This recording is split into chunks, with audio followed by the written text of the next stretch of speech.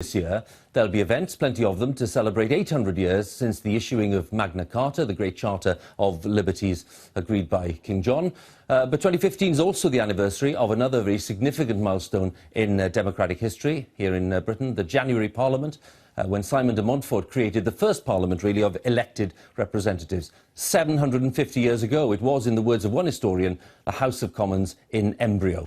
The BBC is marking these events with what we call Democracy Day, a day of coverage focusing on the development and the state, really, of democracy in the UK today. And with me, I'm pleased to say, the former Labour leader, Lord Kinnock, and the Conservative MP for North East Somerset, Jacob Rees-Mogg. Thank you both for coming in. Very broad question, first of all, then, Neil, if I may.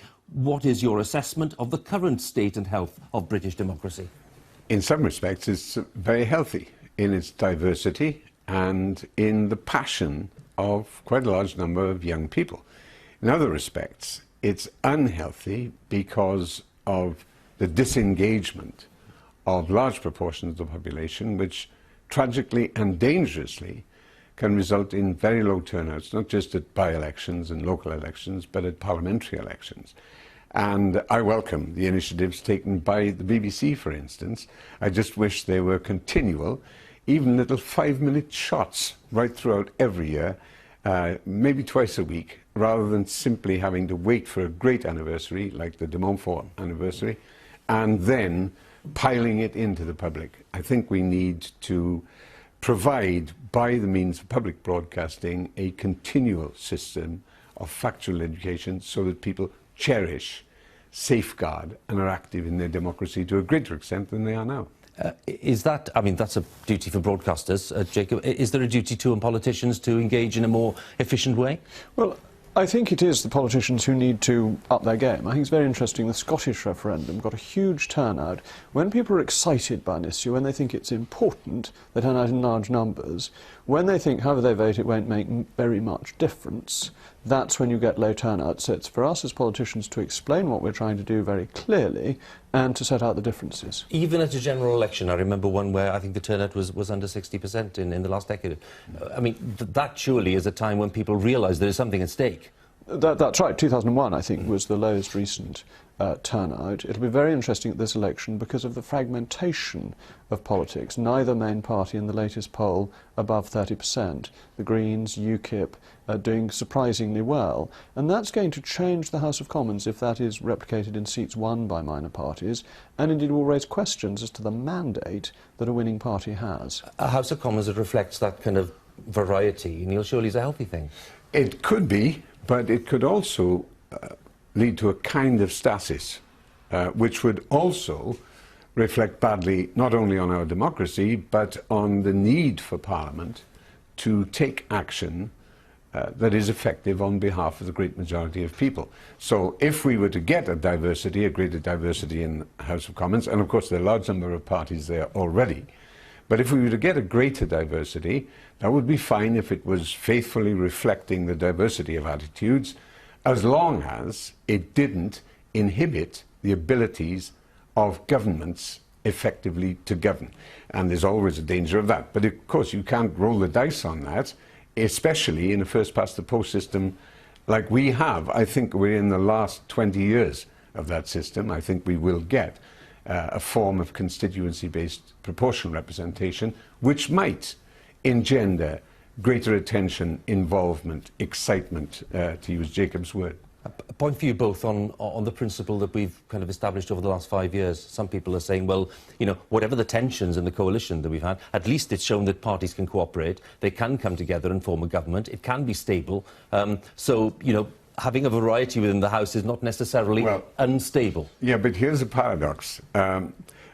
Citizens in general, some of them affiliated strongly to parties, but citizens in general, in any case, want simultaneously the calm, the decorum, the stability of politicians who don't argue with each other a hell of a lot and can do deals and work things out in cooperation with each other, but at the same time, come back to it, they want the excitement, the clash, the real divergence of opinions, which in their view gives them real choice. Now, I tend to be of the latter school, as you may recall from my history.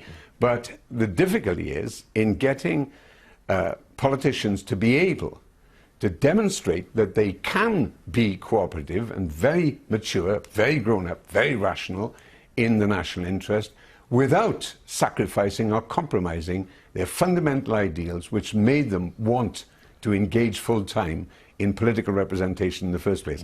If we can crack that, then our democracy will be very healthy. If we don't, it's going to go through a sluggish period. What is the the coalition experiment? What's it taught us? The coalition came about in a crisis. The country was facing an economic meltdown in 2010. It was the first weekend of the Greek financial crisis, something that's recurring now. And that led to a broad and generous deal between the two parties, where both party leaders, to their credit, put the national interest ahead of their party interest. Over the last 5 years, that's frayed a good deal, and the relationship's nothing like as good as it was, and collective responsibility to a large extent has broken down. So I'm quite keen, along with Lord Kinnock, to go back to red in tooth and claw party clashes, because I think it's the clash of ideas that produces the best form of government. The adversarial system, as in our courts, works very well in political debate. Well, we can start with the clash now, because I basically disagree with Jacob's representation of where we were in the early summer of 2010. And there was a degree of distortion taking place then, which has continued, unfortunately, to the disadvantage of our country. And I'm not talking about which party's in government. I'm talking about the narrative of where we really were in 2010, in difficulty, but certainly not in meltdown. I wasn't, though I'm happy to, blaming the Labour government for that crisis. I was actually blaming the Eurozone at that point, though I think our crisis did have a lot to do with the Labour government. When you talk about a lack of engagement, both of you in different ways, and you see people reaching out for other alternatives, I mean, UKIP is clearly one, the Greens to some extent as well, and other parties too, the SNP doing strongly in Scotland. What does that tell us about the relative performance of what we used to call the big parties, Conservative, Labour and the Lib Dems to some extent? What does it tell us about people's perceptions of how those parties have handled themselves in government? Well, the difficulty there is you're back to this paradox, this dilemma, that if parties, which are in any case coalitions, Jacob's party is, my party is, always has been, and that's healthy about it, it'd be stupid if it was a drab, uniform, regimented system. Nobody would want that. But here's the dilemma. In each of the big parties, we'll continue to call them that, there will be people whose sentiments are more restrictive or introverted, so far, for instance, as Europe is concerned, and those who understand the global reality in which we live and want to multiply the strength of Britain by being part of an effective European Union.